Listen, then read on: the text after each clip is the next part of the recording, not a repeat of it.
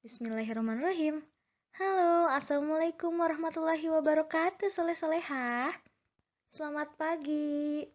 Apa kabarnya hari ini? Semoga kita selalu diberikan kesehatan ya oleh Allah Subhanahu wa taala. Amin. Nah, kembali lagi nih bersama Ibu Iskan Rahmani dalam pembelajaran kelas 5. Kali ini kita tetap masih ya belajar mengenai tema 7, peristiwa dalam kehidupan. Namun, sebelum pembelajaran dimulai, Ibu ingin mengingatkan kepada soleh-soleha untuk mengisi presensi terlebih dahulu pada link di Google Classroom. Kemudian, Ibu juga ingin mengingatkan kepada soleh-soleha untuk menyelesaikan pembiasaan hari ini. Jangan sampai lupa ya. Apabila ada yang belum, boleh menyelesaikannya setelah mengikuti pembelajaran kali ini. Dan juga Ibu ingin mengingatkan kepada soleh-soleha sebelum pembelajaran dimulai, mari siapkan terlebih dahulu alat tulis dan juga buku paket bupenamu. Mari kita buka pembelajaran hari ini yaitu tentang subtema 2, peristiwa kebangsaan seputar proklamasi pada halaman 111. Nah, apabila sudah siap, jangan lupa untuk berdoa terlebih dahulu agar pembelajaran hari ini lancar ya. Berdoa dipersilahkan. Berdoa dicukupkan. Nah, apabila sudah selesai berdoa, langsung saja kita mulai pembelajaran hari ini. Mari kita buka dengan bacaan basmalah bersama-sama. Bismillahirrahmanirrahim. Dalam muatan pembelajaran kali ini kita akan belajar materi IPS dan juga PPKN ya mengenai peristiwa yang ada pada sebelum kemerdekaan yaitu ketika masa proklamasi dan juga peristiwa sesudahnya. Selain itu, kita juga akan mempelajari tentang makna kepahlawanan dalam lagu perjuangan yang akan dibahas dalam materi PPKN. Nah, kiranya bagaimana pembelajaran hari ini? Yuk, kita simak penjelasannya sebagai berikut. Yang pertama, kita akan membahas perihal peristiwa penting seputar proklamasi kemerdekaan. Kiranya ada peristiwa apa saja? Yuk kita simak penjelasannya sebagai berikut. Yang pertama, kita akan mempelajari tentang pembentukan BPUPKI. Letnan Jenderal Kumakichi Harada membentuk BPUPKI atau Dokuritsu Jumbiko Sakai pada tanggal 1 Maret 1945. Nah, berikut adalah penayangan video perihal peristiwa pembentukan BPUPKI. Mari kita simak ya.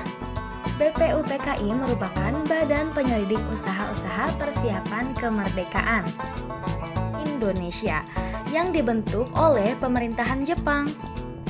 Jepang membentuk BPUPKI untuk menyelidiki segala sesuatu tentang usaha-usaha persiapan kemerdekaan Indonesia.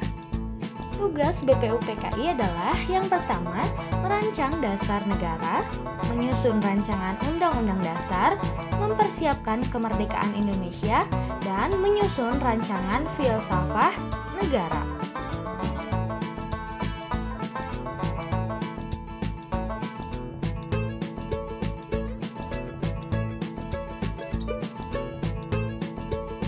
Nah, BPUPKI ini terbentuk pada tanggal 28 Mei 1945.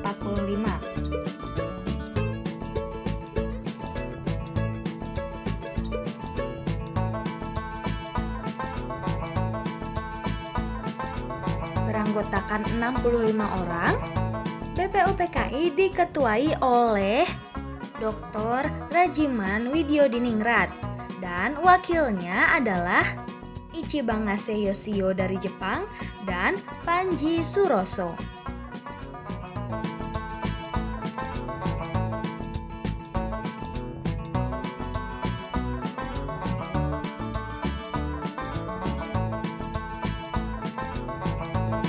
Sidang resmi pertama BPUPKI terlaksana pada tanggal 29 Mei sampai 1 Juni 1945 membahas tentang dasar negara.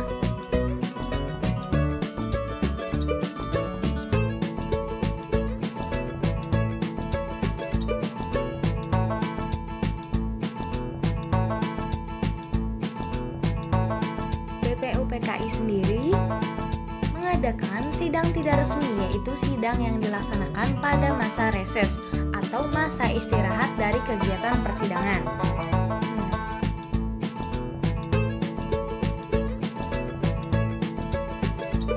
Sidang pada masa reses tersebut dihadiri oleh 38 orang, dipimpin oleh anggota BPUPKI yaitu Insinyur Soekarno.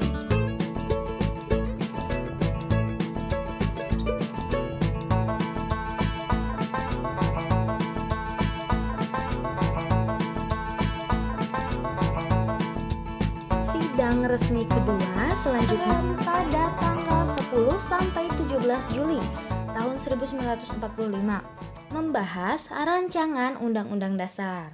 Nah, itu dia adalah sekilas mengenai pembentukan BPUPKI.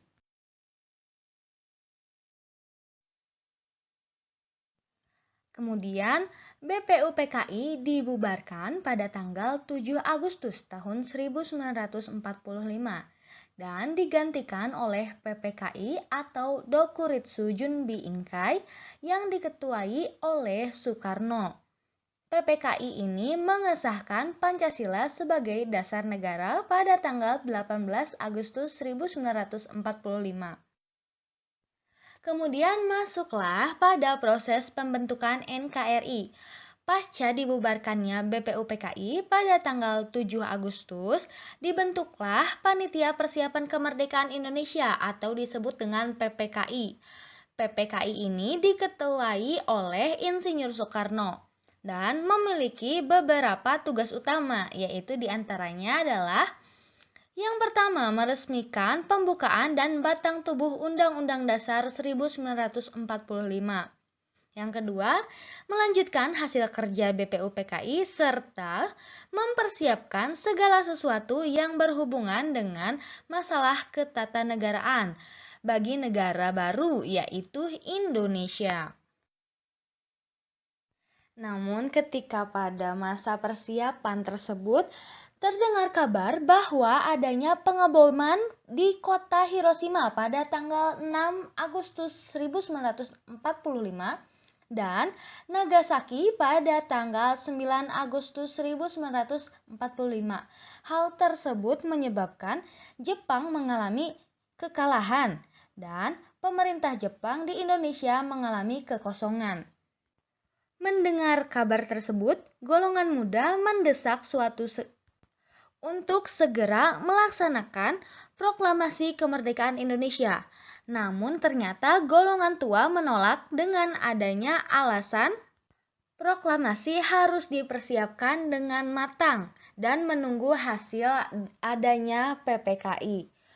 Namun golongan muda tidak setuju dengan hal tersebut. Kemudian golongan tua diculik oleh golongan muda. Pada hari itu, Soekarno dan Hatta diculik ke Rengas Dengklok.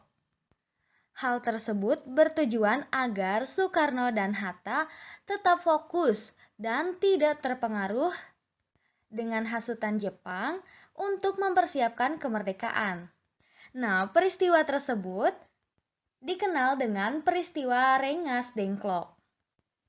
Namun pada akhirnya dari peristiwa Rengas Dengklok ini mendapat kesepakatan bahwa Soekarno dan Hatta ataupun golongan tua sepakat untuk melaksanakan proklamasi pada tanggal 17 Agustus 1945.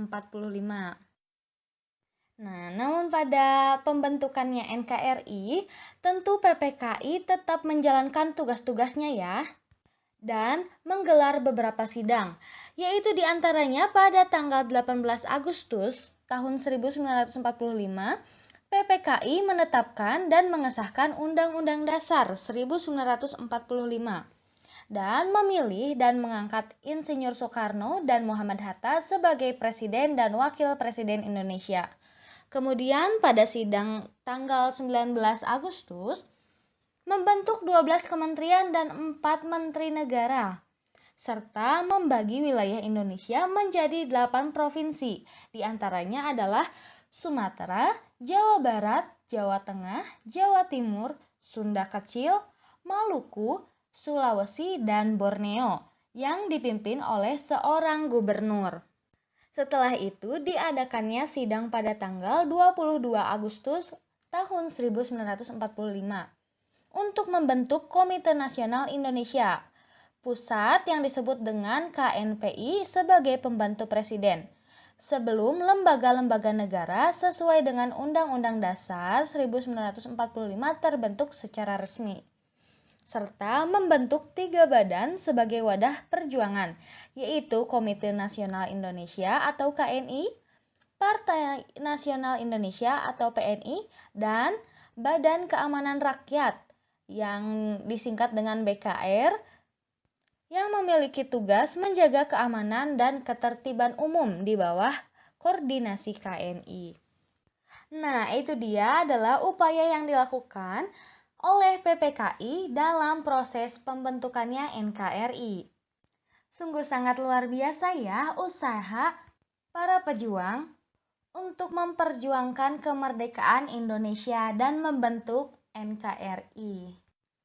Nah, selain tadi adanya peristiwa dalam proses persiapan pembentukannya NKRI, ternyata ada juga peristiwa yang terjadi setelah kemerdekaan berupa peristiwa heroik yang diperjuangkan oleh para pejuang dan rakyat Indonesia pada saat itu. Kiranya ada peristiwa heroik apa saja? Mari kita simak penjelasannya sebagai berikut. Yang pertama, peristiwa heroik setelah kemerdekaan ada peristiwa 10 November 1945 yang biasa kita peringati pada tanggal 10 November itu sebagai Hari Pahlawan ya. Nah, pada tanggal tersebut terjadinya meletuslah pertempuran sengit antara tentara sekutu dan rakyat Surabaya. Salah seorang pemimpin barisan benteng yaitu Bung Tomo berpidato sambil berapi-api untuk membakar semangat rakyat Surabaya. Kiranya bagaimana cerita singkat mengenai peristiwa 10 November? Mari kita simak tayangan berikut. Sejarah singkat peristiwa 10 November. Pada tanggal 10 November diperingati sebagai Hari Pahlawan. Namun, apa kalian tahu kenapa tanggal tersebut diperingati sebagai Hari Pahlawan? Tujuan dari peringatan Hari Pahlawan sendiri tidak lain adalah untuk mengenang jasa para pahlawan yang mengorbankan jiwa, raga, dan hartanya untuk memperjuangkan dan mempertahankan kemerdekaan Indonesia. Hari Pahlawan tanggal 10 November dilatar belakangi dari pertempuran yang terjadi di Surabaya. Perang di kota Surabaya pada tanggal tersebut adalah pertempuran terbesar dalam sejarah Revolusi Nasional Indonesia dan menjadi simbol perjuangan pahlawan Indonesia terhadap aksi kolonialisme. Pada saat itu, pemerintah Indonesia mengeluarkan maklumat yang menetapkan mulai tanggal 1 September 1945, bendera merah putih harus dikibarkan di seluruh wilayah Indonesia. Aksi pengibaran bendera Sangsaka Merah Putih pun sampai ke seluruh pelosok di kota Surabaya. Namun, sekelompok orang Belanda mengibarkan bendera Belanda di sebelah utara Hotel Yamato, Jalan Tunjungan, Surabaya. Pengibaran itu dilakukan tanpa persetujuan pemerintah Republik Indonesia di Surabaya. Aksi ini pun langsung memicu kemarahan rakyat Indonesia. Masyarakat lantas berkumpul di depan Hotel Yamato. Mereka meminta bendera Belanda diturunkan dan diganti dengan pengibaran bendera Indonesia.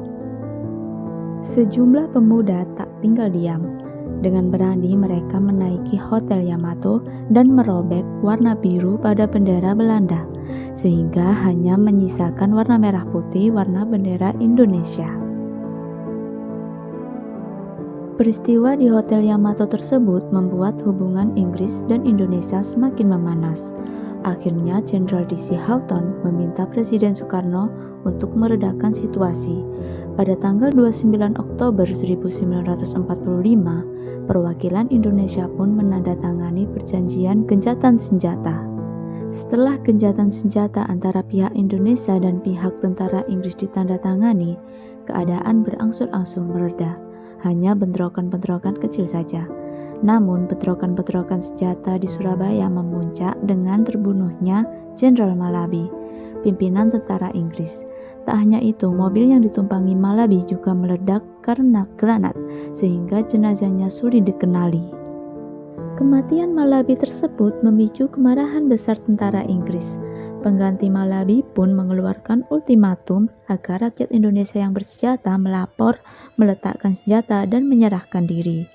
Dengan batas ultimatum, yakni 10 November 1945. Ultimatum yang dikeluarkan membuat rakyat Surabaya murka.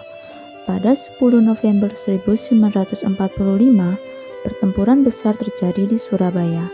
Perlawanan ini menyebabkan tewasnya ribuan pahlawan tanah air. Siapa yang tidak marah jika tanah air mereka diusik oleh pihak luar? Hal ini pula yang kemudian melahirkan tokoh-tokoh pejuang seperti Bung Tomo dan Kiai Haji Hashim Asy'ari untuk mengkoordinasikan semua kalangan, mulai dari pasukan bersenjata, para santri, bahkan rakyat sipil, semuanya bersatu untuk melawan kesewenangan Inggris. Pertempuran 10 November 1945 ini menjadi pertempuran terbesar sepanjang perjuangan Indonesia dalam mempertahankan kemerdekaan. Tercatat lebih dari 10.000 rakyat Indonesia dan juga pasukan Inggris tewas dalam pertempuran Surabaya. Karena itu pula hingga kini pemerintah Indonesia selalu mengenang peristiwa tersebut dengan memperingatinya sebagai Hari Pahlawan setiap tanggal 10 November. Menghargai jasa para pahlawan merupakan satu sikap yang penting untuk ditanamkan sejak dini. Menanamkan semangat nasionalisme dalam jiwa generasi penerus tentu bukan hal yang mudah.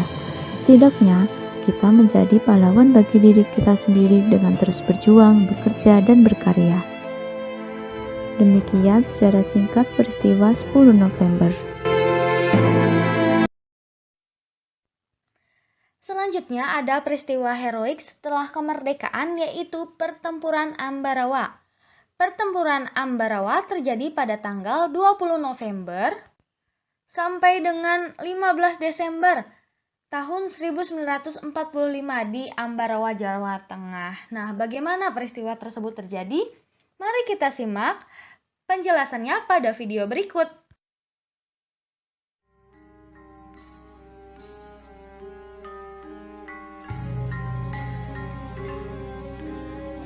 Pada tanggal 20 November 1945, pasukan sekutu membebaskan tawanan perang yang ada di Magelang dan Ambarawa. Pasukan yang diizinkan untuk membebaskan tawanan perang tersebut malah mempersenjatai tawanan yang sudah dibebaskan.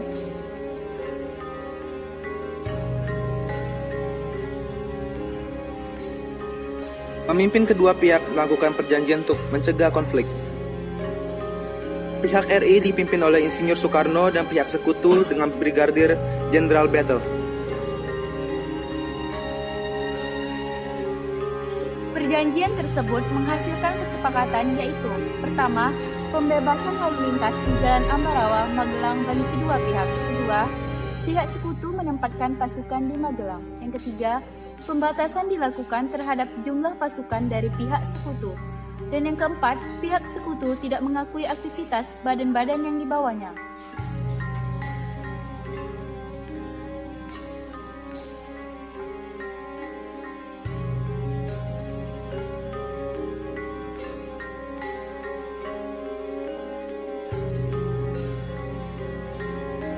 Namun perjanjian tersebut dilanggar oleh pihak sekutu. Pada tanggal 20 November, pecah pertarungan antara TKR yang dipimpin Mayor Soeharto dengan pasukan sekutu. Esoknya, sekutu menarik pasukan dari Magelang menuju Ambarawa.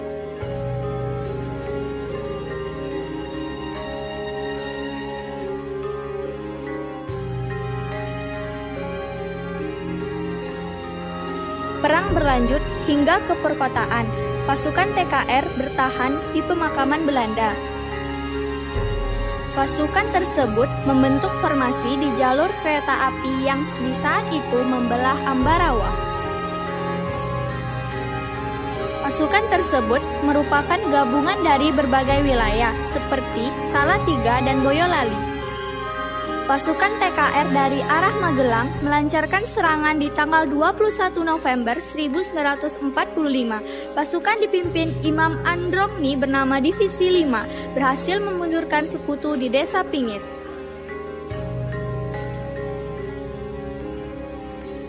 Bala bantuan datang membantu pasukan ini. Batalion 8 dipimpin Mayor Sarjono, Batalion 10 oleh Mayor Soeharto dan Mayor Sugeng.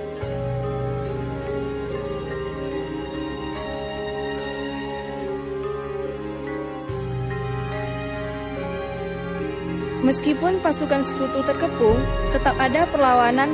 Tank dilancarkan dari arah belakang pasukan TKR dapat mengancam nyawa anggota pasukan.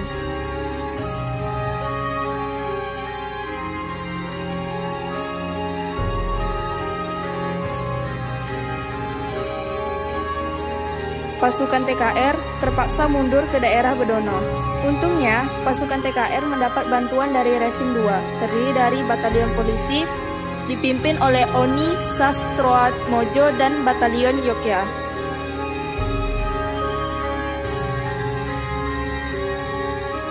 Bantuan tersebut berhasil menghentikan sekutu di Desa Jambu. Para komandan TKR bergegas berunding di desa itu. Rapat-rapat tersebut dipimpin Kolonel H. Iskandar. Rapat itu menghasilkan komando markas pemimpin pertempuran. Markas terdapat di Magelang dan wilayah Ambarawa dibagi 4 sektor. Strategi ini dilakukan secara siaga dan bergantian.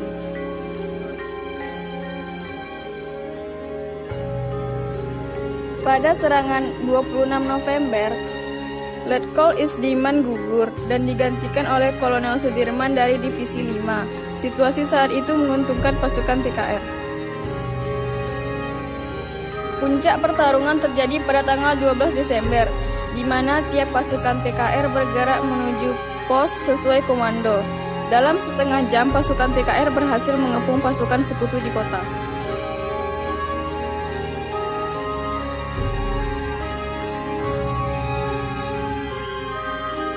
Pertahanan sekutu terkuat terletak di tengah kota Benteng Willem.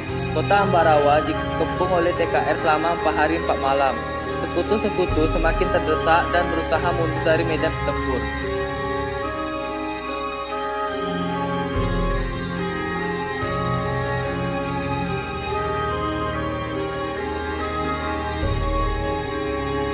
Akhirnya, pada tanggal 15 Desember 1945, sekutu mundur ke kota Semarang.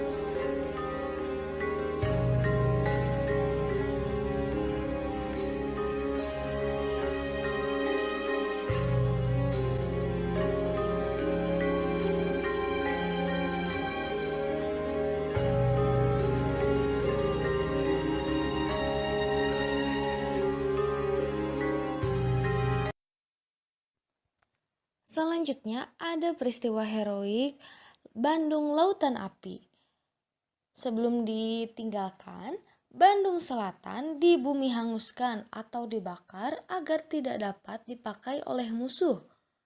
Meskipun demikian, para pejuang tetap melawan sekutu dengan taktik gerilya.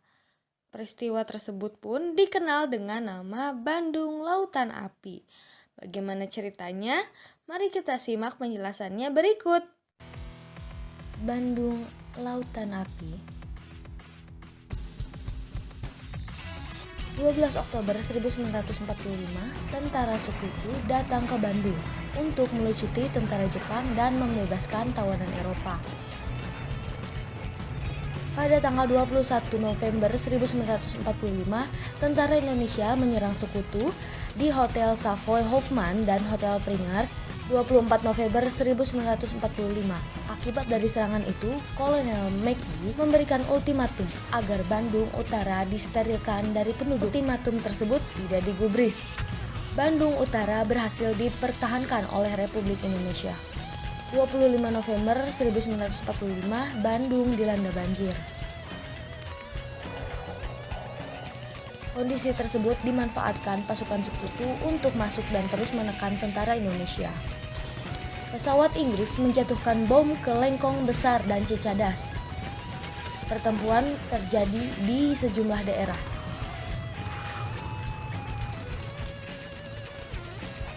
Ultimatum tersebut berisikan penduduk dan milisi Indonesia harus angkat kaki dari Bandung Selatan.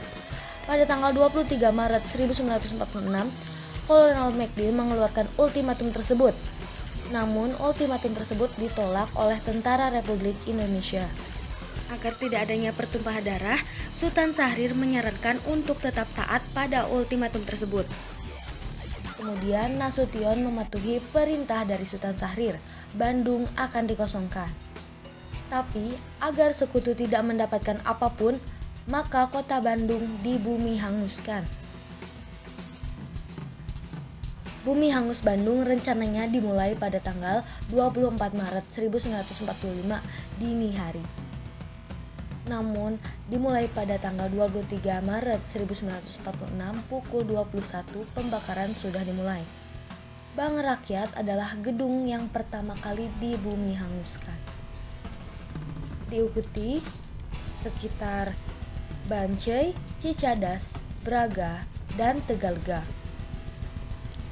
Maka disitulah terjadi peristiwa Bandung Lautan Api. Nah, setelah kita menyimak penayangan-penayangan tentang peristiwa heroik setelah kemerdekaan Indonesia, jadi apa saja peristiwa yang terjadi setelah kemerdekaan tersebut? Dan apa penyebab dari peristiwa tersebut? Lalu kiranya siapa saja tokoh yang terlibat? Dengan singkatnya akan dijelaskan dalam rangkuman sebagai berikut. Nah, berikut adalah 3 peristiwa heroik yang terjadi setelah kemerdekaan. Di antaranya ada peristiwa 10 November 1945 yang sekarang kita peringati dengan Hari Pahlawan. Pertempuran Sekutu dengan rakyat Surabaya karena adanya penolakan ultimatum oleh Gubernur Jawa Timur, yaitu R.M. Suryo dan pasukan TKR yang dipimpin oleh Kolonel Sungkono. Pertempuran tersebut terus berlangsung sampai menggugurkan banyak pahlawan. Selanjutnya, yang kedua ada peristiwa Ambarawa. Pertempuran Ambarawa pada 20 November sampai dengan 15 Desember 1945 dilatar belakangi oleh tentara Sekutu yang melanggar perjanjian keamanan untuk melucuti senjata tentara Jepang yang sudah kalah di Jawa Tengah. Pimpinan pasukan TKR, Letnan Kolonel Isdiman, gugur. Kemudian diambil alih pimpinannya oleh Kolonel Sudirman, yang kemudian membawakan taktik sampai memenangkan pertempuran. Hingga pada tanggal 15 Desember 1945 diperingati menjadi Hari Infanteri atau Infanteri. Kemudian adanya peristiwa yang ketiga yang disebut dengan Bandung Lautan Api. Karena adanya ultimatum dari Sekutu untuk mengosongkan Bandung, pemerintah Indonesia memerintahkan Tentara Rakyat Indonesia dan para pejuang untuk mengosongkannya demi keamanan dan keselamatan rakyat. Namun sebelum ditinggalkan, Bandung Selatan dibumi hanguskan atau dibakar agar tidak dapat dipakai oleh musuh. Nah, itu dia adalah peristiwa-peristiwa yang terjadi setelah adanya kemerdekaan yang harus menjadi pengingat bagi kita sebagai bangsa atas perjuangan pahlawan Indonesia. Nah, dari pemaparan tersebut, maka soleh-solehah di sini dapat menjawab soal-soal mengenai peristiwa-peristiwa heroik yang terjadi setelah kemerdekaan Indonesia. Hal tersebut menjadi misi kita hari ini, yaitu kerjakanlah soal pada halaman 121 di buku paket Bupenamu. Terdapat 5 soal yang perlu dikerjakan mengenai peristiwa 10 November, pertempuran Ambarawa, dan juga Bandung Lautan Api. Tuliskan jawaban pada buku tugasmu dan kirimkan pada wali kelasmu. Ibu yakin anak-anak hebat di sini pasti bisa ya mengerjakannya. Semangat! Berdasarkan peristiwa kebangsaan yang terjadi yang sudah kita pelajari tadi, dimulai dari persiapan proklamasi, pembentukan NKRI, sampai kepada peristiwa heroik yang terjadi setelah kemerdekaan, kita dapat mengambil makna kepahlawanan yang ada.